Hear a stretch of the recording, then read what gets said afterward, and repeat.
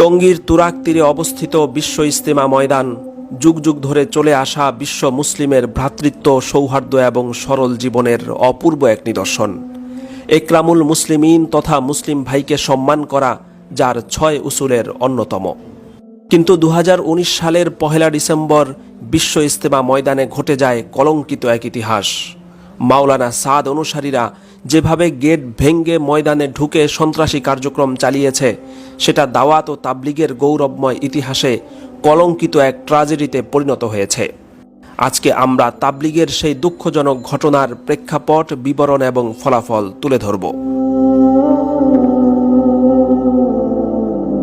মাওলানা সাদ কান্দলবির বিভিন্ন বয়ানের মধ্যে ভয়াবহ বিচ্যুতি এবং একক আমির হওয়ার দাবিকে কেন্দ্র করে মূলধারার তাবলিগ থেকে বিচ্ছিন্ন হয়ে যান তার অনুসারীরা।